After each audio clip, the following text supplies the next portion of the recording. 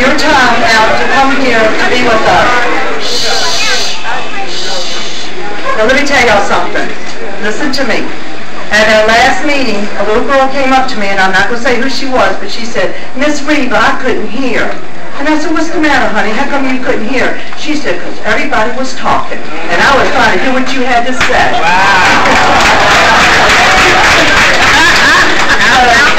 We know that there's a lot of people here tonight, okay? And we got a lot on the agenda, and we have to stop by 7:30 so we can have dinner. But we're not going to eat until Avis Royal with the pastor. Pastor Johnson? Am I right? Wait a minute. Let me just say this. Albertina Carter and I attended his church last Sunday. Oh man, if they didn't have us jumping in our seats. What a great pastor, and our Sister Bates and the other members of the church. We were singing and laughing right along with those men singers. We had a great time. We plan on coming back to the church again too. All right. Thank you. But we're not going to eat until we have the blessing, okay? Now y'all listen to me. Listen. When the firefighters or the police officers come out and give you a dinner, you got to have a ticket. So hold up your ticket. Somebody will be behind them to take the ticket. Then you get a dinner. But if you want some water, some chips or whatever, all of it's up there. If you need a seat, we have some seats over here. Okay? So, first of all, I think Captain Harvey Powers. Harvey, did you want to go first, or you want Major Scott Booth to go first? What? Go ahead, Major Scott Booth.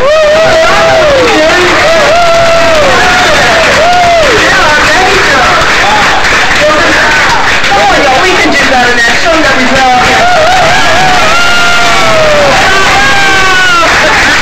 I feel a little I did come in here consistently for about 18 months. I always got a lot of love for the 8th District, but I will say that this is probably my favorite forum to speak in front of. So I absolutely am honored that Ms. Trammell invited me to tonight.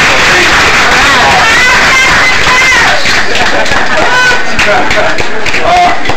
So, like I said, I'm very honored to be here tonight. We have a lot of police officers here in the audience. Captain Powers has a lot of good news for you guys. So I'm going to let him give you most of the good news tonight, all right? Even though I want to throw it out there. Most of the good news is going to come from Captain Powers. So I just want to bring a couple people up that I want to interview. First, I want to do introductions, and then I want to talk about an initiative that we have going on over here that will hopefully make you feel safer when you're traveling along Jeff Davis or the Whole Street Corridor or what have you. First off, I'd like to have Lieutenant Hudson and Lieutenant Narrows and Lieutenant Lloyd, if he could come up as well, and Lieutenant Goins, who's trying to hide back here. So if I could get some applause.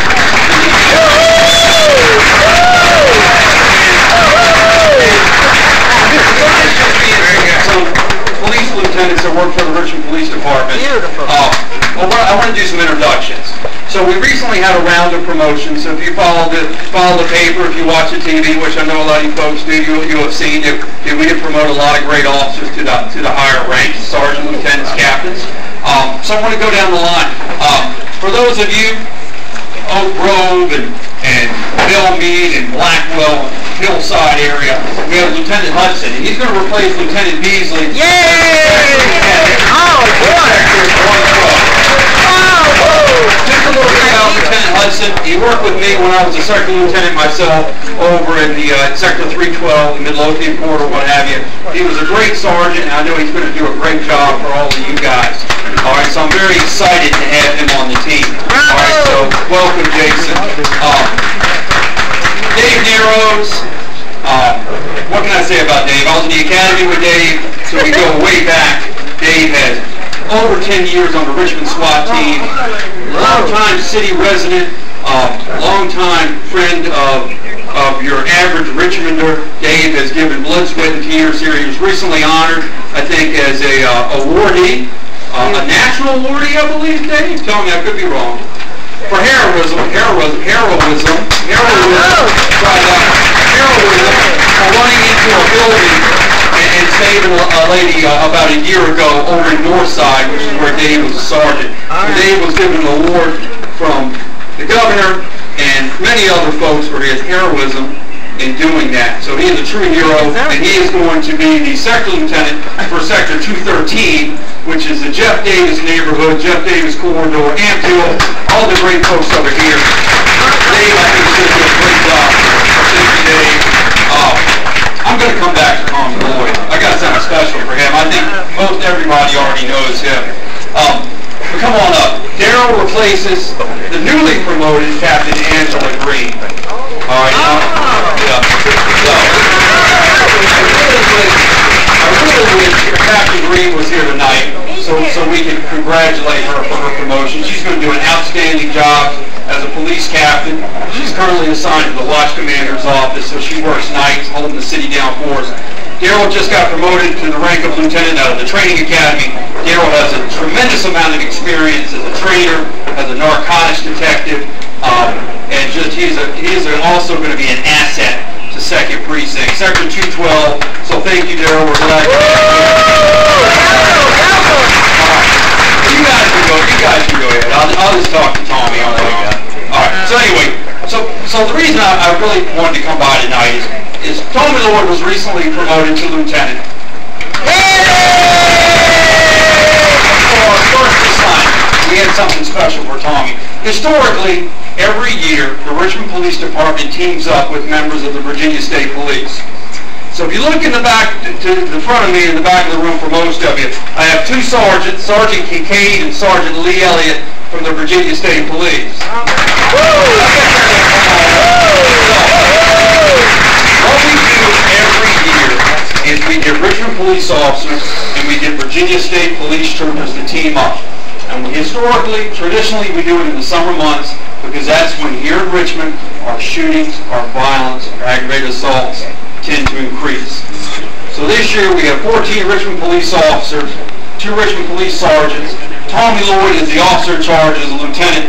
We have over 10 state police troopers, Sergeant Kincaid and Sergeant Elliott working together to keep the Richmond city streets safe. So please give them a hand.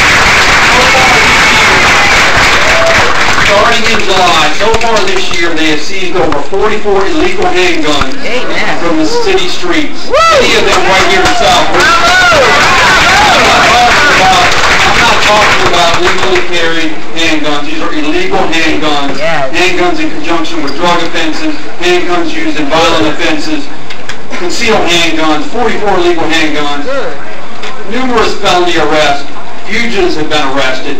These guys are doing a great job. So I want you guys to know, this is what I want you guys to know, ladies and gentlemen of the 8th District, and some of these programs are in place because I know that there have been some recent shootings, and I'm going to have Harvey Powers give you some of the news on some of the cases that we've resolved on that. So I'm going to let him deliver that. But you know, anything that we can do to keep violence down in Richmond, to make you feel safer in your homes, to lock up bad people, that's what we do. All right, so I thank you for your time. Thank you guys said enough. Thank you guys for your service. Thank you. I also want to give a shout out to Captain Elamine from 1st Precinct back here. So would you like to say anything? No. Captain Elamine doing a great job for us in 1st Precinct. Oh, here we go. She's going to get the mic. All right. All right. Yeah.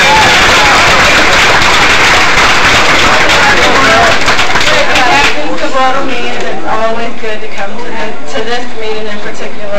You always have a great turnout. I'm sorry, I don't talk very loud. You always have a great turnout. I know Harvey has news that he wants to pass along, so I'm going to allow him to pass on his great news. Again, if you have any questions for me, any concerns, I'm Captain Sybil Elamine, and Jason Hudson is the new Sector Lieutenant in Sector 112. All right.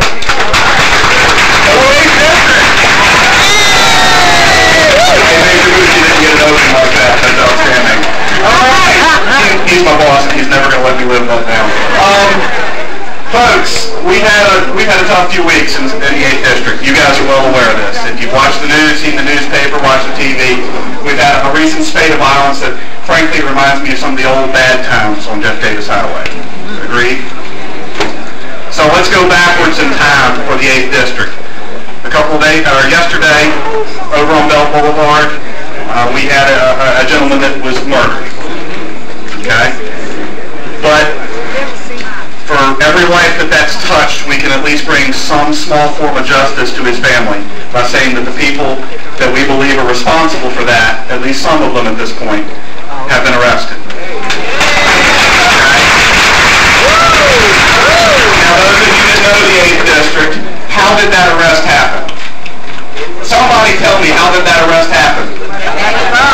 Somebody said something to me. Somebody said something to the detectives. Somebody said we're going to work together. Somebody said we're going to give you the information, we're going to let you do your job, and we're going to let you put the bad guys in jail. Okay? Alright, so I feel for the family, and nothing I say is going to make that any better. But at least we can say we delivered justice on that one. Now, a week ago, 1300 block of Jeff Davis at the Starvin' Marvin's Gold Place, he got shot. On Jeff Davis Highway, no less. But again, the bad guy that did it, where is he right now? He's in jail. How is he in jail? Because somebody said something, and we got to that point. Ms. Jackson, please come on up front. I have with me, however, the news about the Family Dollar. You know that we lost an employee up there. An unfortunate circumstance. And I've asked his wife to join us tonight. And Detective Bain, who is responsible for that case. That case is still open. But this is the 8th District. And I have a high level of confidence that you're not going to let it remain open. I'm not saying the murderer is in this room. I don't think that's the case. But I think somebody in this room might have some information, might know somebody who knows somebody who has the information, and can help us close this case. I've asked, if you'll indulge me, Ms. Jackson, just to say a few words tonight about what she's been going through since this all happened. And since you are the family of the 8th District, I thought you'd want to hear from Ms. Jackson.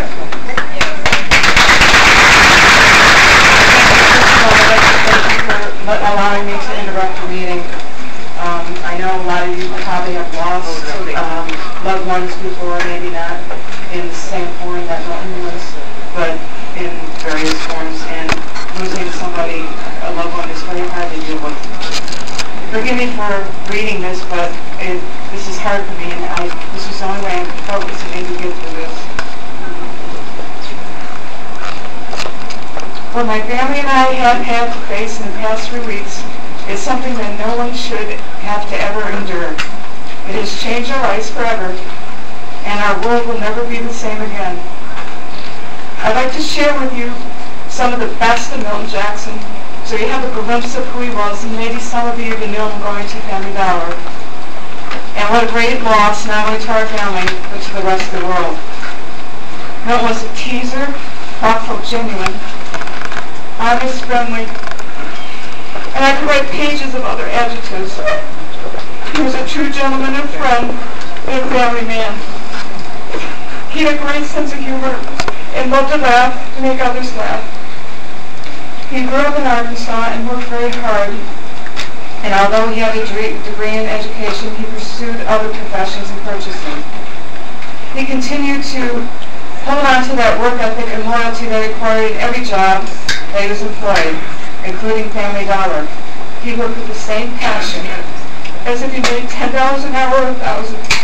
He took pride in accomplishments, even if it meant just making one person smile. He had one son from a previous marriage. We have 2 grandchildren, one on the way in October. He'll never get to kiss, touch, or feel that here on earth.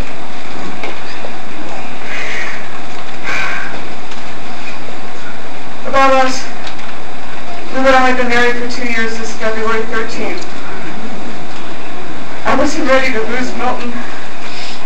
I would have never been ready in 100 lifetimes.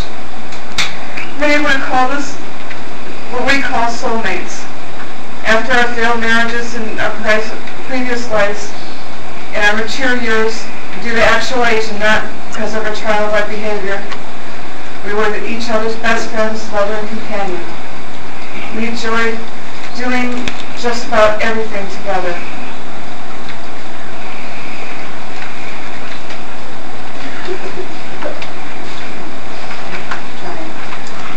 Every day when we went to work, we would text each other or call each other when we got to work, and and left to talk the entire way home from our jobs until we reached the door. One would think we wouldn't have enough to talk about when we arrived home, but we always did. Calling his buttercup, I called him my Prince Charming, and he would always say or text, "Love you more." Milton loved to smoke me, entertain guests, and was an Arkansas Razorback fan, and overall a genuine man. I could go on forever about him. But my plea is, please, our family and friends have lost so much by the senseless taking of his life. Please help us find Milton's coward killer and bring him to justice. We need closure and to hear the truth about how and what happened that night, as painful it may be. If you hear anything or have any information that might help police in this case, I'm sure they've shared what number to call, no matter how minor the information it may be. Thank you. God bless you.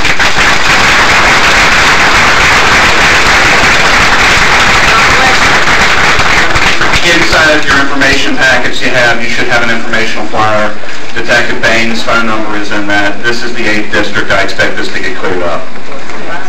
And we'll come back and we'll talk about burglaries and larcenies from automobiles and things like that. 20 years ago, the highest calling of police was to solve a crime. Today, it's to prevent a crime. So when a crime does happen, we need to make sure we solve it. All right? Thank you, guys. Thank you. Dad, Ms. Jackson, thank you so much for coming here. Let's not forget her and her family, okay? As the captain said, our 8th District loves to talk. Southside loves to talk. And it doesn't matter how much information, one little piece of information, as Captain Harvey Power can tell you, and they just got through. Many cases have been solved because of that one little piece. One little piece that we thought, oh, it don't matter. Right. Yes, it did. Yes, it does. So anything that we have, anything, you all heard on the street or anywhere, call the captain. Call the detective. And we all got the captain's number, 646-8092, because we know Margaret Walker, the secretary, loves to talk to us. 646-8092, that's 2nd Precinct. And Ms. Jackson, our heart is with you. You're in our hearts, and whatever we can do, you got my phone number, and we love you. And we're just so sorry. That's right. So sorry, we love you with all our hearts.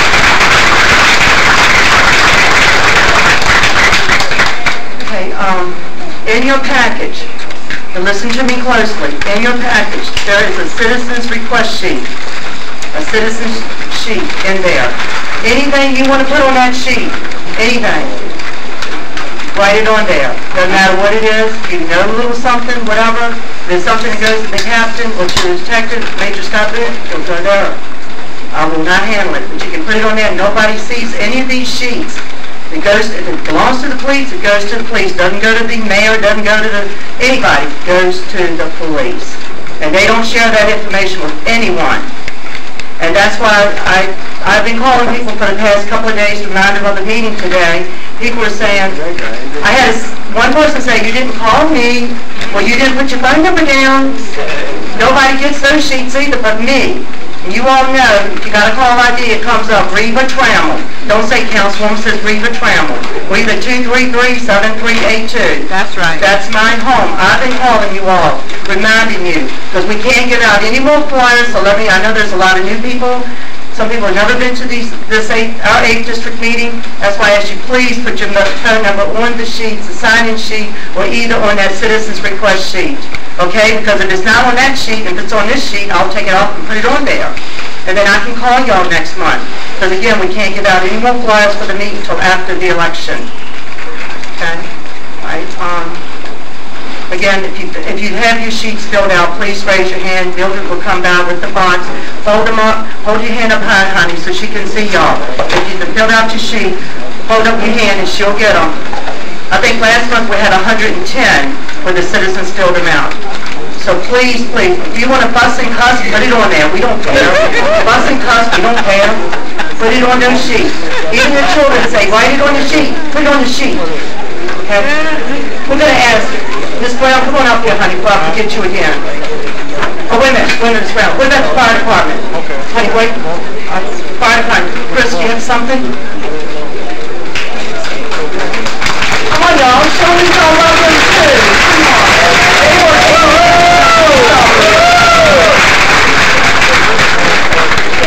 And they know I call them all the time too and bug them too. Thank you, that's right. Well done back there. Good evening, everyone. I want to thank Rita, as always, for inviting us down here to our meeting. Most importantly, because we're not all about fighting fires all the time. We're trying to prevent fires from happening.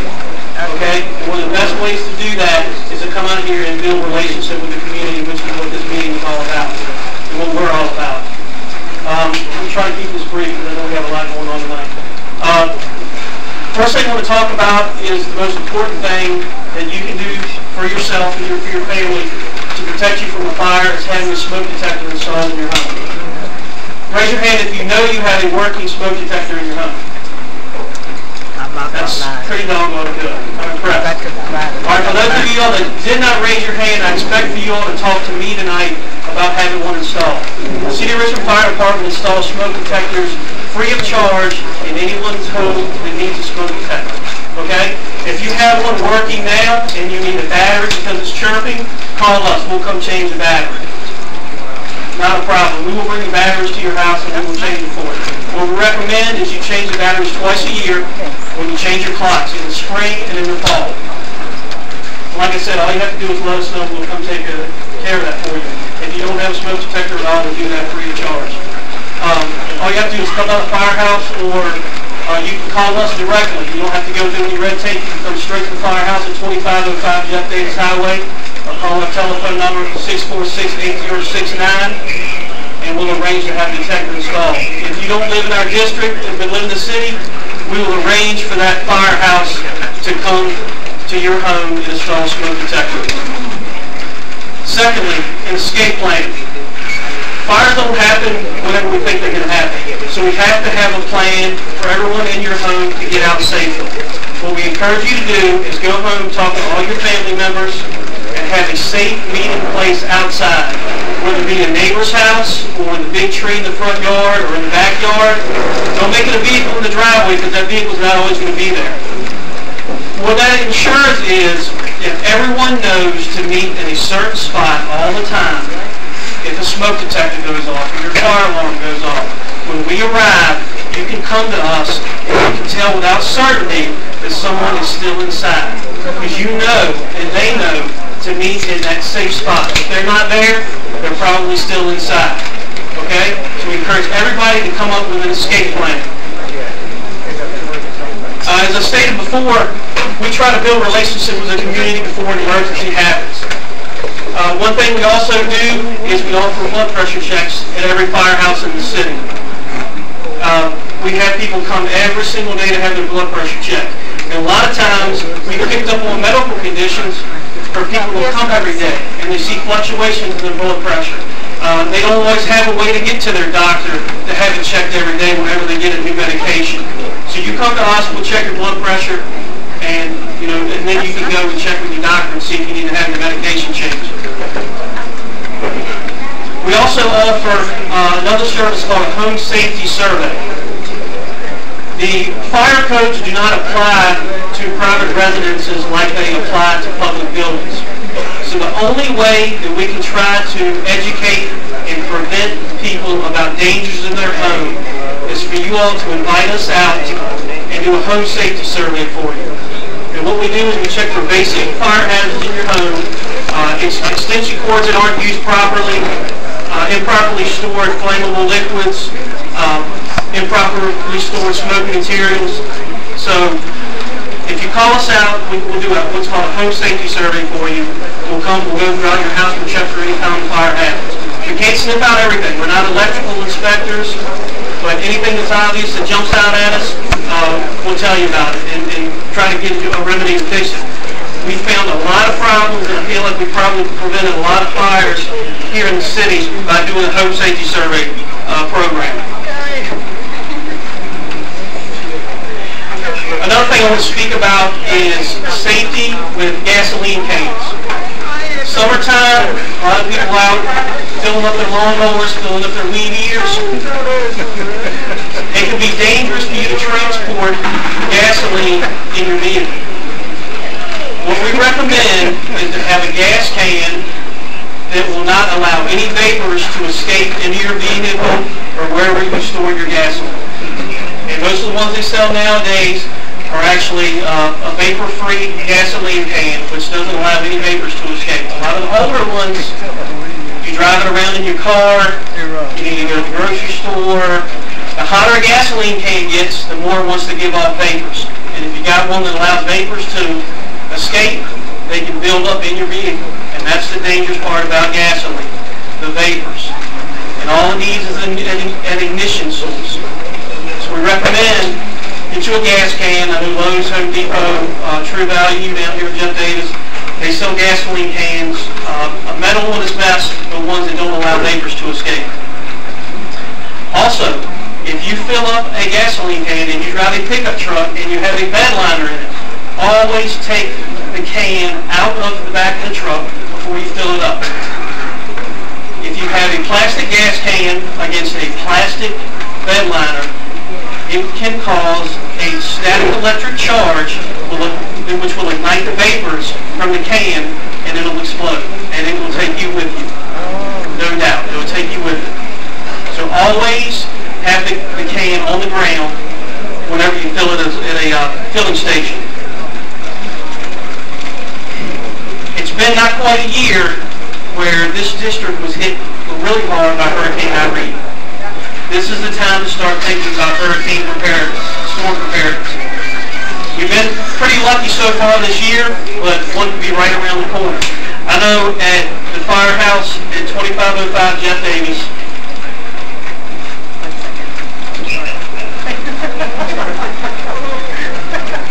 Don't put it on the sheet. I know they got some questions for you. oh, okay.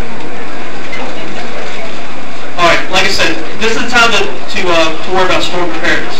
I'm sorry, somebody have a question? Yeah. Okay. We were out of power at the firehouse for over a week. So, you know, we ran on generator, flashlights, anything that we could think of. All right, once again, thank y'all. And I can get everybody give the number to everybody. Thank you. The number is 646-8069. Right down. 646-8069.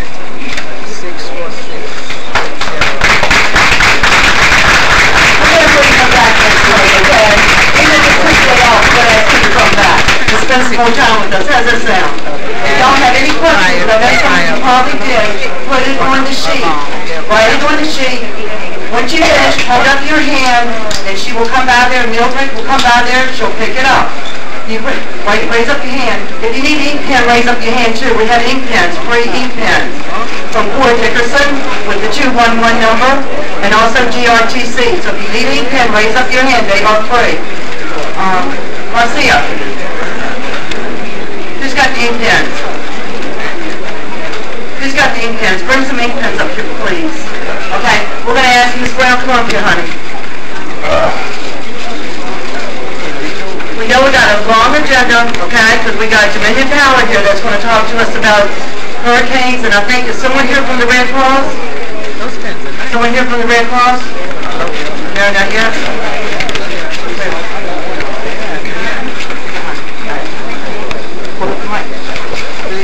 Good evening, everybody. Thank you all for allowing me to speak to you.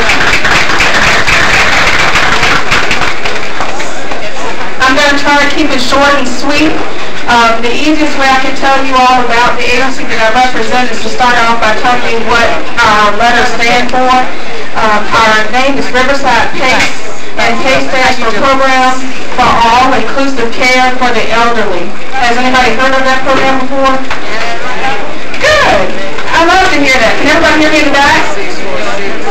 Well, what that means is we provide programs to help seniors who might be 55 years of age or older, who might qualify for a nursing home but don't want to leave their homes. We help provide their supportive services so that they can remain in their housing. That's good. And we have a day center that's available Monday through Friday. The center is open from 7 a.m. until 6 p.m. And you're welcome to come to that during those office hours. But if the person doesn't want to leave their home but does need someone to come to their home to assist them with daily living skills like preparing meals, bathing, dressing, those types of things. If you don't need these services, you might know someone that does. So please give us a call. We have several offices in the Richmond area. I'm located at the 701 Gordon Avenue address. That's the Manchester location.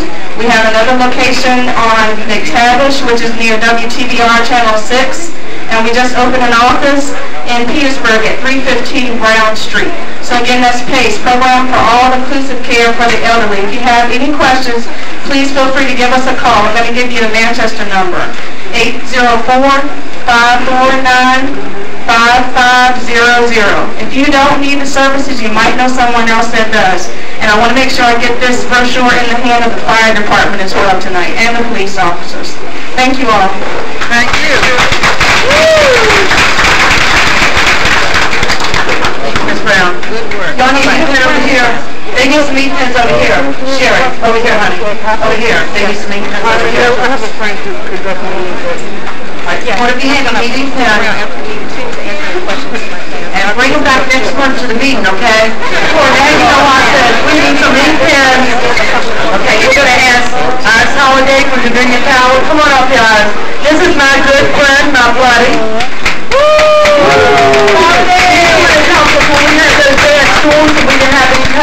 We're not going to beat around there. We'll be nice to her. We love ours. Yes, we do. Yes, we do. Good evening, 8th District citizens. Good evening.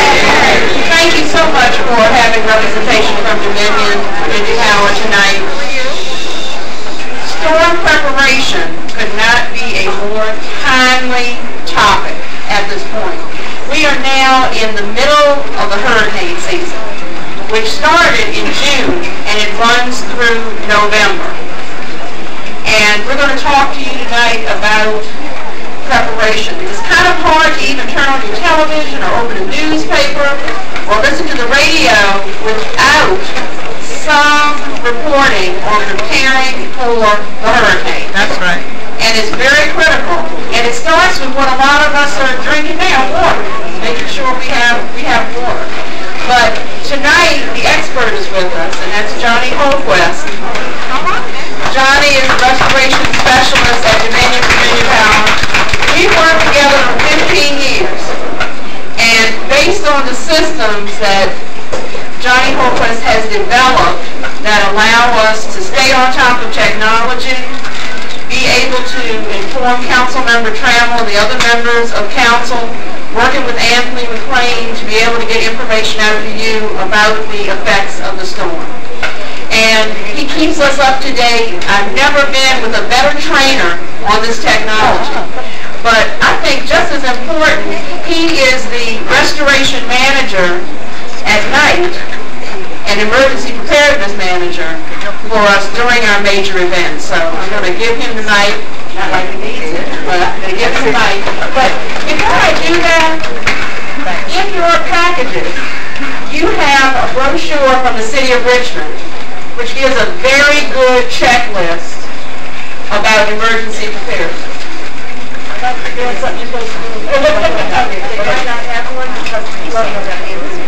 Oh, Anthony McLean, who's the city's director of emergency services, couldn't be here tonight because his father took ill suddenly, and we know family, and he's there with his father. So keep him in your thoughts, please. But he was able to make sure that the packages have this brochure, and it's a really good tip list. So I'm going to turn the mic over to Johnny now. Thank you, Iris. Councilwoman Reva Trammell, thank you so much for having us. I want to start on behalf of all of us at Dominion with condolences to Miss Jackson and her family. That was very heart-wrenching, and I would just hope that someone, no matter how small the information you might have, will come forward to the city police officers. What might not seem important to us could be the missing link that they're looking for. And I would like to Also, get a round of applause for the city police officer leadership that was here and spoke. Thank you very much. The ladies that work very closely with us in major events is that Richmond City Fire Department. They're awesome.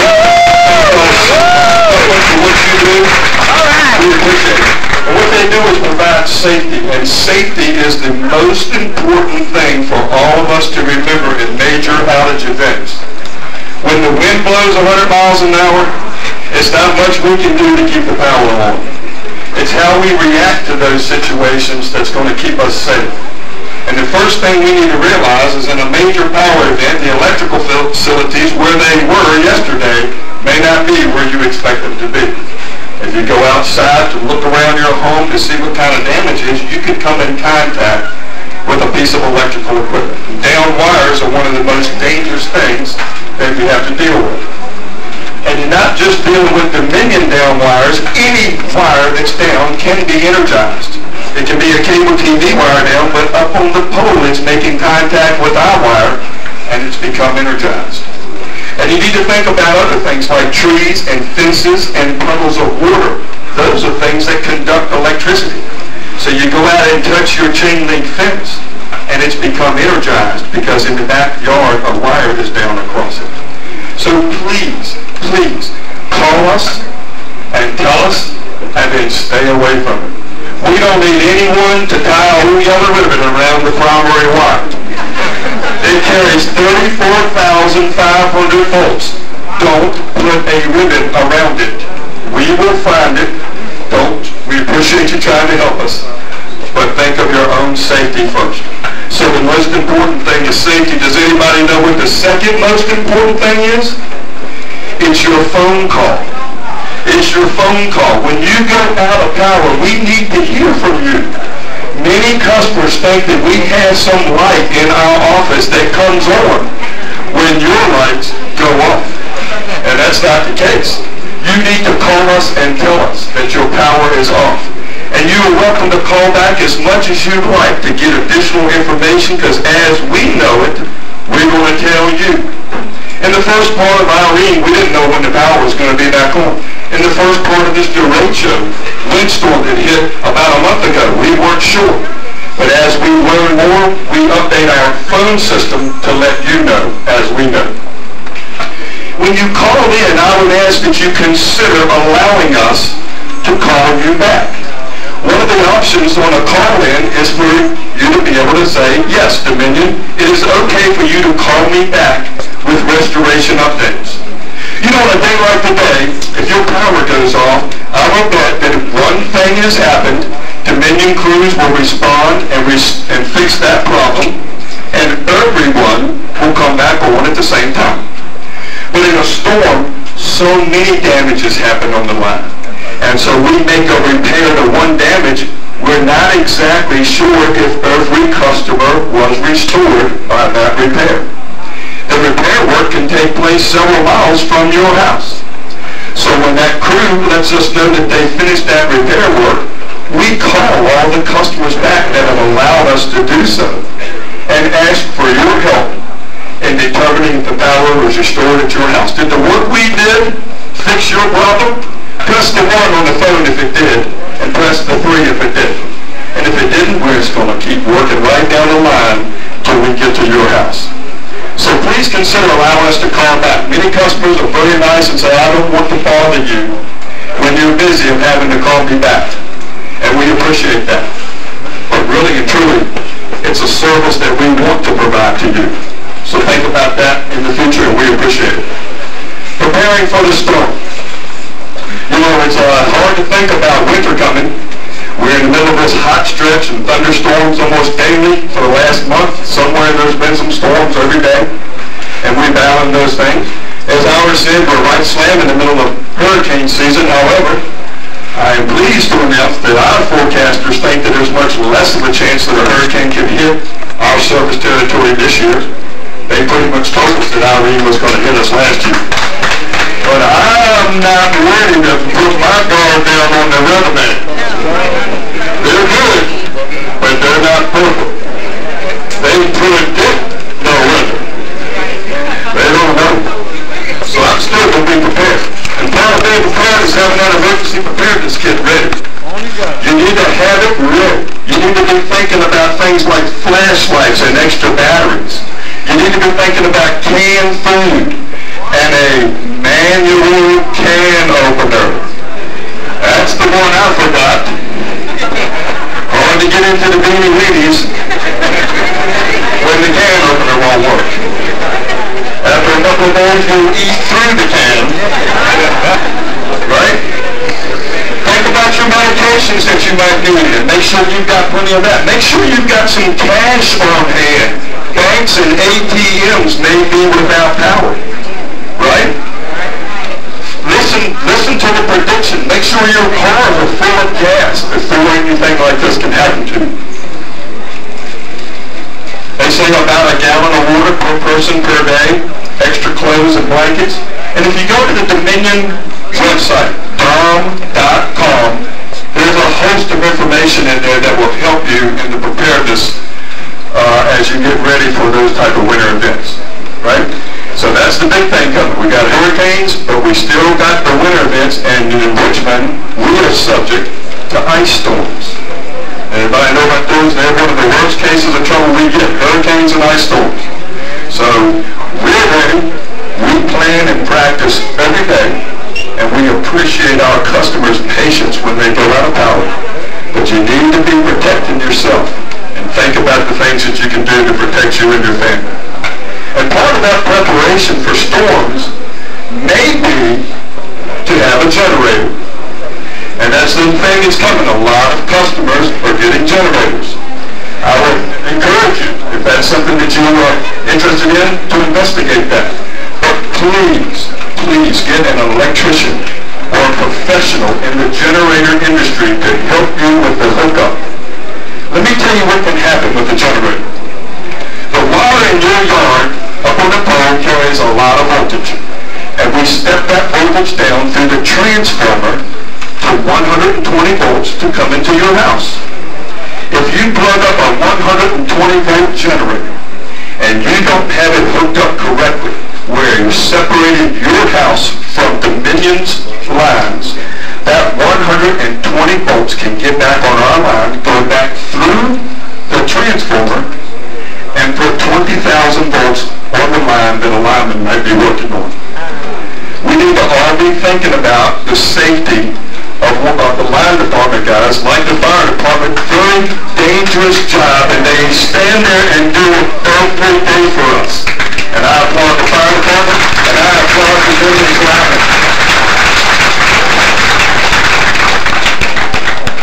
I remember when I applied 34 years ago, they said, "You want to climb a pole?" I said, "You got a chair and air conditioning somewhere." That's a tough job those gentlemen do out there. But then let me talk about one more thing. Many of our customers have medical conditions in their home. And we at Dominion are very, very sympathetic to those situations that we have. But I must be honest to tell you, it is nothing we can do in major events to restore our medical customers as quickly as they would need to be restored. It's electrically impossible. Every neighborhood, every other home practically, someone has a monitor or on some sort of apnea monitor, heart monitor, oxygen. There's a multitude of things that can go on. And so Dominion cannot restore all those customers in a very quick and timely manner. And we know that. So what we do is if we know a major event is coming, we will proactively call all of our medical customers to tell them, prepare for a multi-day outage. It hurts us to say that, but we must be honest with our customers. If we know a hurricane's coming, we want everyone to protect ourselves and yourselves. But we know our medical condition customers have a bigger challenge when that happens. So what can we do? We can ensure that the hospitals are restored first, so our medical customers have a safe place to go. If we get the hospitals back on, the customers can go there and stay safe. We have to do things to get the critical infrastructure of the city back in play. The the sewage and pumping stations, the 911 dispatch centers, the hospitals, police and fire stations, the things that we need so we can all be safe. And when I think about that, a day or two without my cable TV doesn't hurt quite as bad. I'm sorry to realize it when I'm missing the ball game, but when I think about the crews around making sure that we have the power to the places that we need it the most, so we are all safe. Pretty soon get over that anger of not having my cable TV pretty quickly. So, in closing, I'd like to say thanks to all of our customers for their patience over the last several months. We've had major outage events. We had Irene about a year ago, and then at the end of June, we had this thing called a derecho, a strong line of winds that traveled some 500 or 600 miles from the Ohio Valley, leaving millions and millions of customers without power. It was the third largest outage event in Dominion's history, and the largest event that didn't have a name. You remember Isabel. You remember Irene. And this one we just called the ugly derecho. Some people called it the super derecho. I don't want to ever see it again. It was pretty bad. It was like a hurricane without the 5 days to plan for it. We were sitting at home, we were watching the news, we were seeing lights going out in Ohio, and we were thinking, surely this storm is going to die out before it gets to us. And the rest, about 10 days later, we finished the service restoration. It's hard on all of us to be without power that long. So on behalf of all of us at Dominion, thank you so much for your patience. Thank you for being Dominion customers, and thank you for coming out tonight. I appreciate it. Thank you very much.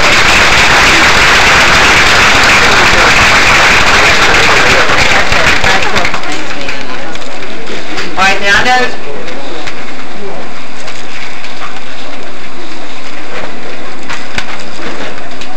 All right, so y'all gonna stay a little while with us? They're not gonna leave, okay? They're gonna stay with us. So if you have a question, now listen to me. If you can put it on your sheet, write it on the sheet, and we will make sure that Iris gets it, okay? And the ones that cannot, not able to write it at this time, Iris will stay, and so I forgot your name. Johnny. He will stay too, okay? And y'all can come over there and talk to him, or Iris, either they'll come over there to you, okay? But if you have any questions, put it on the sheet, right? So what we're going to do, write it on the sheet. If you need ink pen, raise up your hand. Everybody should have one of those ink pens. Everybody got ink pen? Okay. Is someone here from the Red Cross? Nope. Iris, is anybody from the Red Cross? Well, Johnny, what's his name? Anthony McLean, he's going to be here next month. So I know that we're supposed to put some of the stuff in the package, but I think he wanted us to wait until next month so he could come here and talk to all of us. You all remember him from last year, right? He was asking us, what do we need? What are you supposed to have when there's a hurricane? How do you get prepared for one? We came up with all kinds of stuff. I think things that he didn't even think of, because I know it's in a booklet now. So that's because of all of our input. So we thank Dominion Power, we thank Ms. Hall for all of her information, the police and the fire department. Do you have your sheets? Filled out. Raise up your hands so we can get them. Honey, raise up y'all's hand. Mildred, they have some over here. I know that, last Tuesday night we had National Night Out. Is that right? Yeah. Okay. I know I went to 16 National Night Outs. We had a great time. And there's a lot of presidents here, and I want to thank all of you for your help and for what you did. And I think I ate at every one of them. Homemade food, everything was so good. And I know that you all put a lot of hard work in those National Night Outs. The presidents, vice presidents, the members, the neighbors, all of y'all. I know some had, I think, I don't know how many Mr. Willis had, but he has his from everywhere. Everybody comes over his at the last minute. So we thank all of you. We thank the police department, the fire department, our chief, Brian Norwood, who encourages not only National Night Out, but he also encourages civic associations and what? Neighborhood Watch. I'm not going to call it nobody's name because last month I got in trouble. You didn't call it my name. You miss me? Why didn't you call me? Okay, thank you all, don't matter what you do. Thank you all for all your hard work and for you all making the 8th District and our city of Richmond go forward, right? Not going backwards, but going forward, together. Again, we're going to have dinner in a few minutes, so we don't want everybody jumping up. We're going to have the fire department and maybe some police officers and other volunteers that can help serve. Because we know when you stand up and you try to get in that line, it's like, oh my gosh. So we're going to just sit, have your tickets ready, and then we'll give you dinner. Okay? All right, we're going to ask. And I'd like to thank let me say this too. There have been some members here that have not been with us because they have been sick, have not felt very well, they've been in the hospital, they've had surgery, and they're here with us tonight. And I'm not going to call out no names, but thank you all for taking your time, your busy time, to come out here to be with us, to be with all of us, to get this information. Get the information and take it back to your neighbors, to your friends, and also to your civic associations. So I say from the bottom of my heart, thank you. And please, please, keep Mrs. Jackson in your prayers. And if you know anything, please call the police department. Please let them know. It doesn't matter how big or small. Could be that little piece to solve this, okay? God bless all of you. I'm going to ask Pastor, you want to say the blessing?